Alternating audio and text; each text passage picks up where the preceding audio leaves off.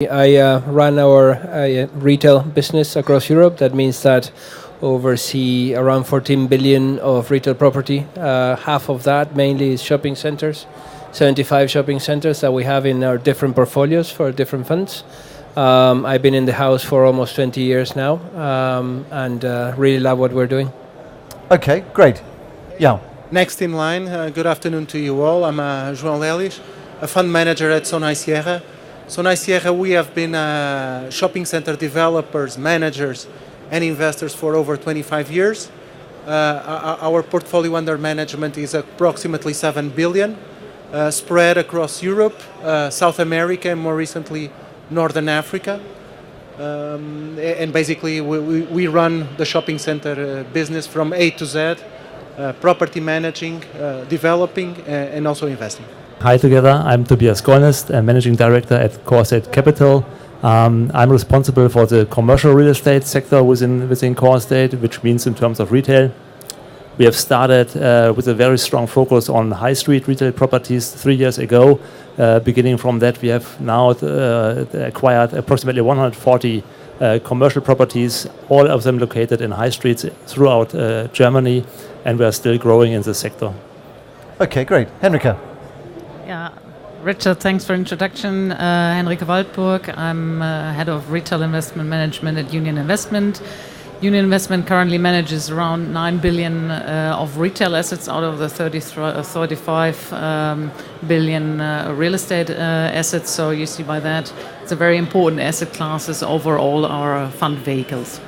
Henrike, just starting with you, I mean, I'm going to pick up some of the points that Bill made. But I mean, we've heard there that retail is actually performing well across Europe. We're also beginning to see now, especially in Germany, but a recovery in terms of the economic kind of figures. Does that mean that we should expect to see, with that economic recovery, a kind of growth also in retail sales and a positive outlook for the retail section? I think here it's appropriate to have a look at the different European markets a little bit more in detail. So let's take Germany as an example. Germany, as you said, we have literally no unemployment anymore, so consumption basics should be very, very good. Bill, I found it very interesting what you pointed out, who's actually spending what and how much for what. And we still see, and I think this is also proven by the figures we have from our different consultants, that there is growth in consumption, that there is growth in sales. But on the other hand side, we see more and more of this growth, especially in Germany, going into online retail, but also into different categories, such as dining and wining, maybe. Such as experience, such as travel, but also home goods. And this predominantly affects the apparel sector. And this is something we really strongly see in Germany. It is a slightly different pictures in other countries. If you look at CEE, an example, so sales growth figures look much better. And so it's a little bit, the devil here is a little bit in the detail, but we see like a general pattern over all Europe. Okay, good. And Florencio, we heard from Bill in terms of the sort of sentiment in the US about the shopping center sector especially. Where do you see sort of Europe in general, the retail sector in Europe in terms of the cycle, compared to Asia and compared to the US? What do you think the capital is seeing when it's looking at the European market specifically? Yeah. Thanks for that very current theme of discussion, right? Henrike will know a lot about that also. She's investing in the US a lot lately. And I think all the noises coming from the US are contaminating very much our market here, right? I mean, the US, as everything they do, they overbuilt, right? So it's under or over, and this time they overbuilt, and unfortunately there's too many square meters of GLA there, and they will have to do something about it, as Bill was saying, right? The ratio of GLA comparison between the US and Europe is around 7 times, right? Just to give you a hint there. And then not only there's oversupply, but their shopping malls, they're based on department stores, right? So those are their anchors. And those are especially affected by e-commerce these days, right? Because they're multi-brand retailers. They just, they don't have any control over the price range of the product, and they're being cannibalized by the e-commerce, right? Our shopping centers here in Europe are mainly grocery anchored, right? And that's a completely different ball game. That brings you weekly customers. Everybody still shops in the, in hypermarkets and supermarkets. Everybody likes to, check the fresh produce, and the penetration of e-commerce there is marginal, right? So we have a much healthier situation in Europe than in the US, and we're seeing that in our performance in our shopping centers. Okay, good. And João, Bill also mentioned there Spain and Italy. You're obviously very active in Iberia generally, that area. What's driving that interest in Spain especially? What's driven that growth? Yeah, thanks for the question. What we've seen in recent years is that the global financial crisis affected Iberia in particular. It's two very open economies, so very affected by external shocks. But also, in line with that, there were a number of structural reforms put in place. So when coming out of the global financial crisis, what we see these days is that both the Spanish and the Portuguese economies are much more competitive than they were, say, 6, 7, 8 years ago. We see the labor market much more flexible, much more competitive. We see also a number of reforms made in the justice area, which makes overall the economy much more competitive. And so, as a consequence, we have seen GDP growth in both Portugal and Spain at the highest in the Eurozone, between 2.5 and 3%, which is really impressive after the number of years under the crisis. We see Portugal coming out to investment grade by Standard & Poor's. And so this should fit into the overall cost of debt, not only for the government, but also for privates. And we see unemployment coming down significantly, not only in Spain, but I would say more dramatically in Portugal. This coming from a high of 17, 18%, now it's clearly single-digit figures, below 9%. So this all fits into consumer spend. And what we are seeing, I would say, since mid-2013 is sales growth very robust in a number of shopping centers at double-digit figures, but overall between, I would say, 6 and 8% annual sales growth, which for the portfolio that we manage is very significant. Okay, good. And Tobias, in terms of the other sectors that Corestate looks at especially, how do you see retail within that context of the other sectors that you're investing in?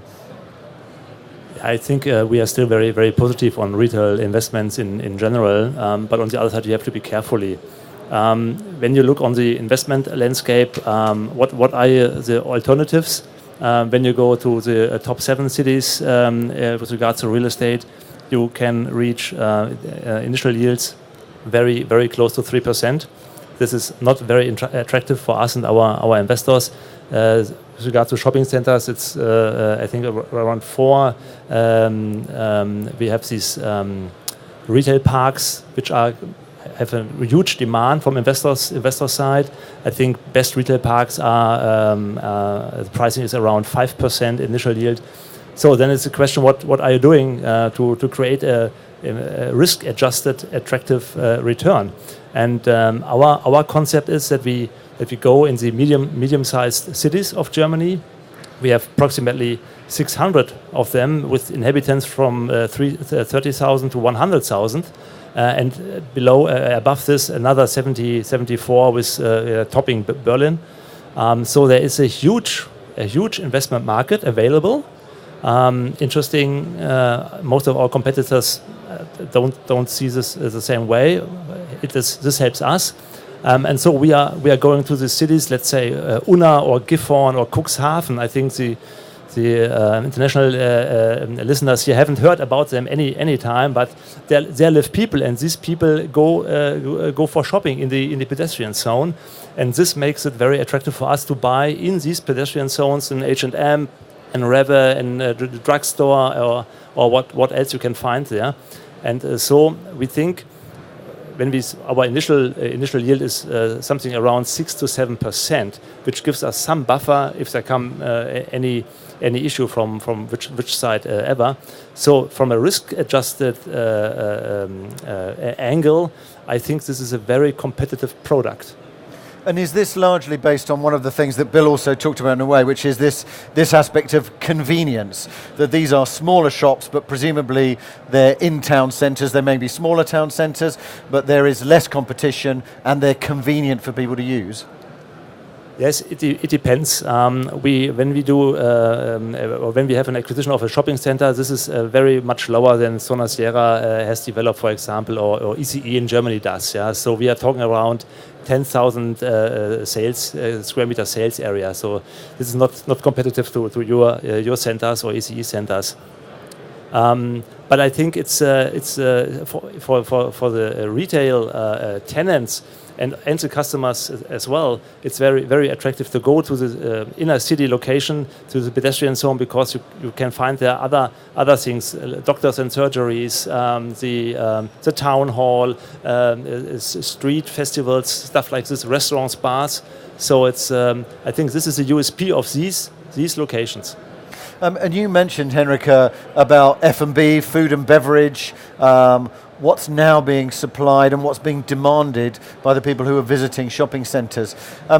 What's happening in terms of the quality of that? And are you, as an investor, looking at those things about how you adjust the tenant mix to take more of this kind of food and beverage experience in to attract people to the centres, not purely for shopping, but actually as a partly a leisure destination? If you're asking explicitly about food and beverage, I think it's a well-known factor these days that these tendencies are becoming more and more relevant for a usual retail mix. And I would also extend it in a way that it's not only applying to shopping centers where you have an entirely managed tenant mix, but it's also more and more applying to other retail asset classes, such as high street retail, as you just said. So they're becoming more and more attractive tenants. I think at the end of the day, retail needs to adapt to customers' needs. So that's, I think, the key thing. So, and if the customers are requiring more entertainment, require more restaurants and so on, we need to adapt in order to be attractive to customers. I think that's all, or that's key. On the other hand side, I must see it's tenant mix is one thing, but location is another thing. And if you think about the basis of tenancy and who could rent out in your retail space, whether it's a high street retail or a shopping center, the size of the city, and there I'm slightly disagreeing with you, Tobias, is very relevant. You have a lot of expansion managers from retailers being just refusing cities being too small to their strategy. And of course, maybe you find an H&M these days almost in every small city, but also it's no secret, I think, they're asking for turnover rents only, an example, or being, let's say, very careful in going to, as I said, two small cities. So I think there is a opportunity also in smaller cities, but it's really also you need to be careful on the tenants' base being able to go for such locations. Okay, good. And João, when you're obviously developing centres, how much are you beginning to change those now to take in this different demand for food, whether that's putting it more front and centre, and in terms of tenant mix, those kinds of things? How are you managing that, and has your strategy changed in light of e-commerce coming in? Has that changed what you're doing? No, we've definitely been adapting what we develop these days.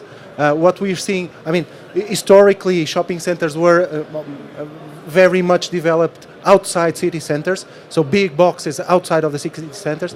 Now there's a clear trend of redeveloping existing schemes in city centers, trying to put more retail and leisure in schemes, and that's I would say a trend which will endure for the next generations. I mean, there's a lot more concern of customers having access to food and beverage, other sorts of retail.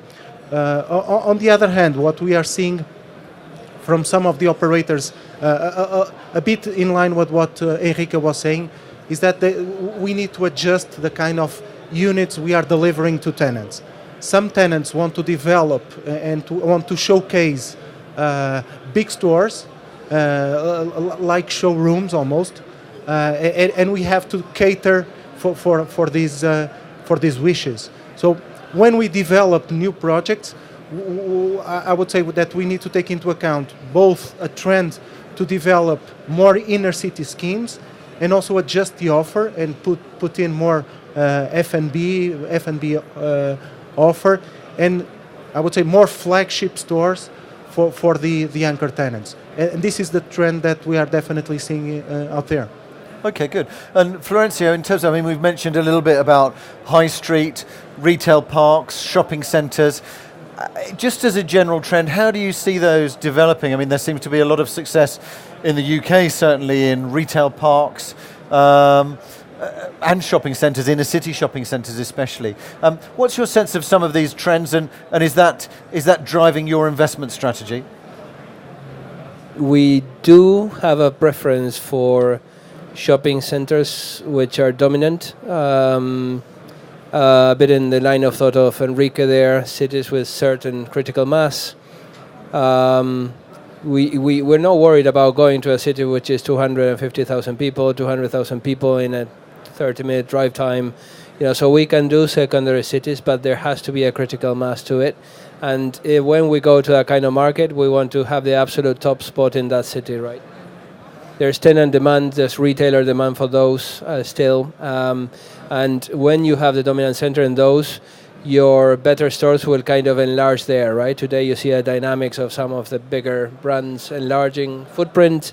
You want to be able to give them that, right? So as long as you have that, I think you're sitting on gold, right? I mean, and that will continue going forward, and you will continue to have good performance, increase rents, and have a positive dynamics. I think retail parks is something that personally, the fund that I run is not looking to do, because we cannot extract a lot of upside from those, but has become a really interesting. Has always been a very interesting long-term play, right, for many players, and there are people that make money on those. With the cost of debt you have today, you make nice returns on those too. And then high street, definitely the story of restructuring, going back to center of town, for more value-add returns. I think high street can be quite interesting the way we look at it, right? Of course, some other people buy it for a very low yield, but I think we see value in trying to get a hold of contracts which are close to expiry, in which we can come in, restructure space, and probably try and put a nice multiple on the rents that that we buy basically. Yeah, Andy Watson, hi. I'm delighted to be impolite.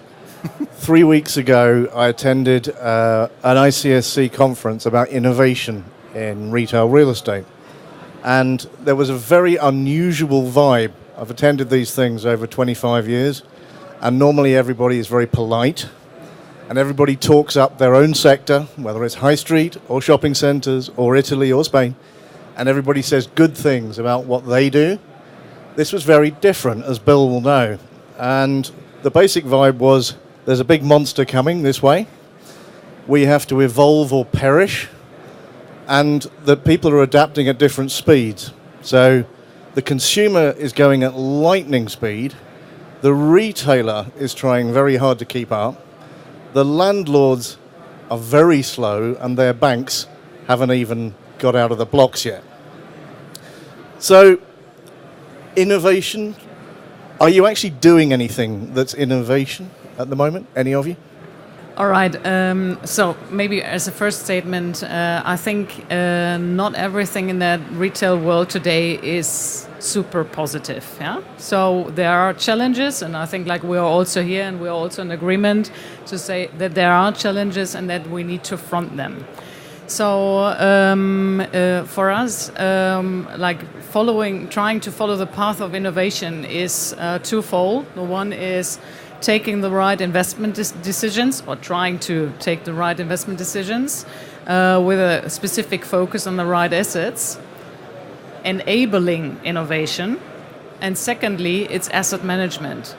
And asset management for Union Investment, of course, is different to like an operator's business, such as Sonae, where they need to be the motor of innovation. I think like our predominant task as institutional investors, and we're working with 14 different asset managers, property managers, center managers, however you call them, in the retail sector, is to motivate, to enable, to provide capital to innovation and to innovative projects. That's our role as institutional investors. Maybe we also have our own ideas, so we were very active in the digitalization, launching our own PropTech awards, trying to enable young startups to gain visibility. And this is not necessarily something we only do for retail, but it's something which drives our company. So hopefully that is part of an answer to you. Okay, good. Did anybody else want to pick that up, or? Just a couple of notes. I think innovation is part of the daily life. I mean, we have managers on site which are constantly dealing with the operators.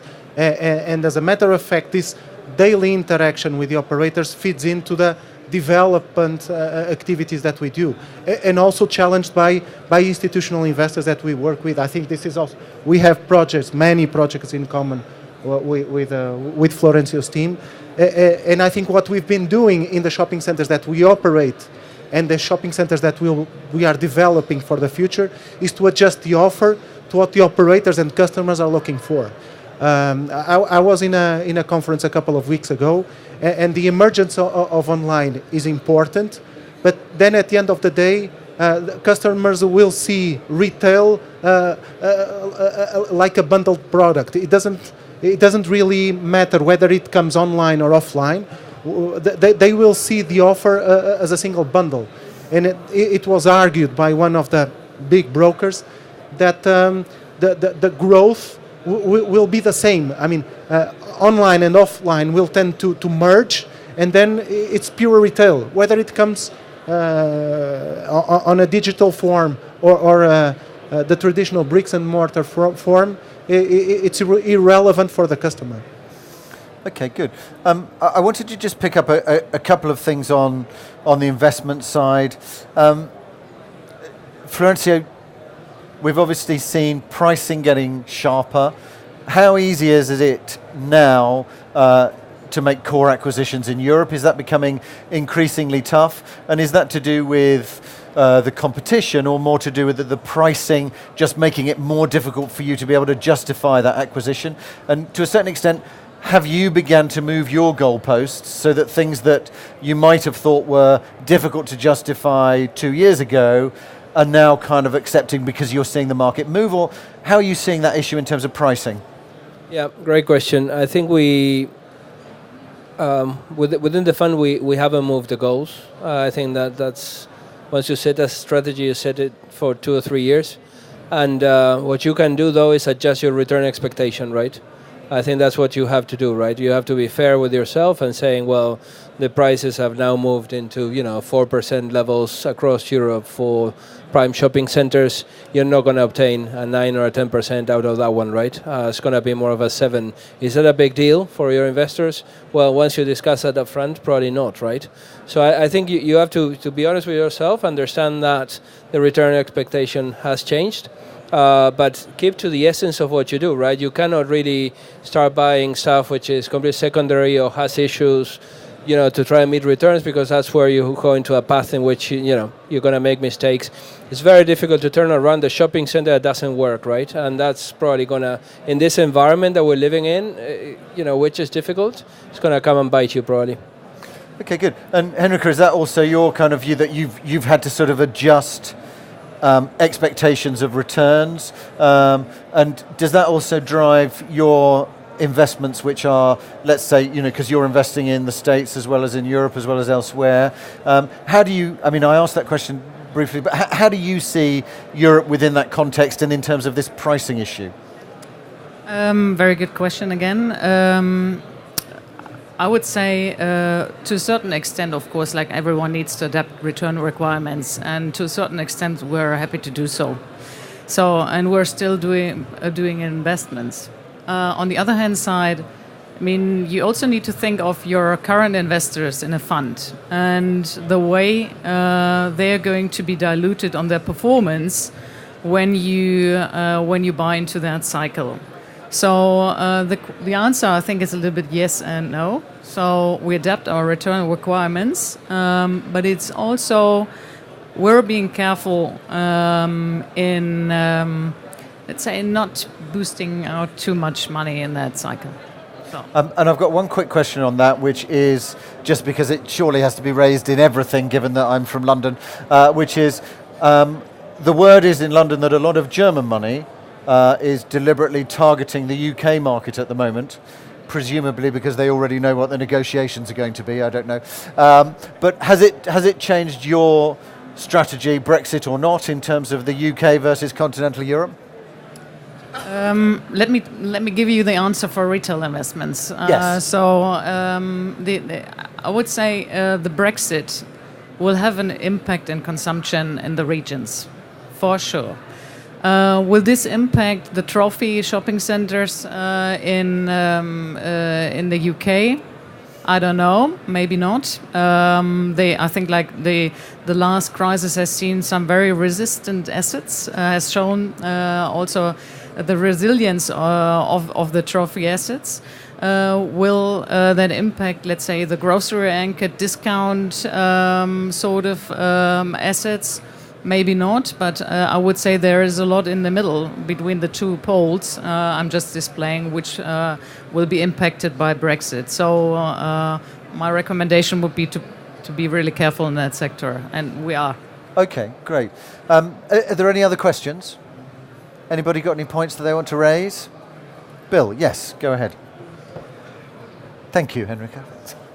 You've talked a lot about food and beverage and obviously leisure and other things entering the mix. What I see interesting, particularly in urban retail, and you see players like Redevco, Unibuy, and others who are even Westfield, who are capitalizing on retail's power as a catalyst for other asset classes. And some of you have significant investments in other asset classes, office, resi.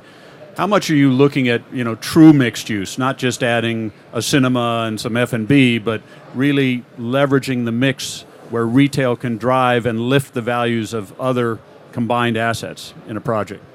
I can share a bit of our experience. So it's a fact that in newer developments, we will most likely search for mixed-use opportunities, whether it mixes offices with retail or office or retail with residential is definitely something that we'll be looking for. I would say that for the assets in operation, what we have been looking for is to develop, for instance, offices alongside shopping centers. We have a big shopping center in Lisbon owned together with a fund managed by CBRE GI. And we are building a third office tower. And those are important traffic generators. It's the way we see it. So shopping center is already an established, a consolidated scheme, but if you add up an office tower in the surroundings, it will increase the traffic generation of the scheme. And that's the way we see it. And I think that this will be the trend going forward. Yeah, I want to add to that. I fully agree. I think it's, when I mentioned before that when you are owning a shopping center, which is one of the winners, you're sitting on gold, and part of that is not only the retailers will want to stay there longer term, and you're going to get attraction from new retailers and therefore new customers, and it's a virtuous circle. But you can develop residential around it, you can develop office around it, and we should definitely be looking at that kind of expansion going forward, certainly. Okay, good. And we're coming up against the end of our time here, particularly because I know, Tobias, you've got to be somewhere in 10 minutes. So let's just have let's try and, for any investors in the room here, anyone interested in what's happening in the market, just give us the view of what you think are maybe either the biggest trend or where people should be looking in terms of investment strategy. So what trends are going to be impacting investment, and maybe what that means in terms of where people should look for investment. Let's start with you, Henrike. Big trend? The big trend in retail investment, I think, isn't. Yeah? So online retail is not new, even though sometimes if I have a look at the newspapers, I think it is something brand new, apparently.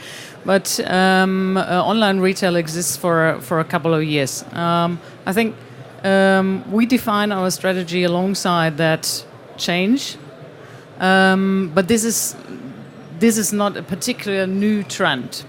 And as I said before, I think key is still to keep an eye on what the customers really want and whether your retailers are able to fulfill those needs and what you as a landlord can contribute to it. So. Great, thank you. Tobias?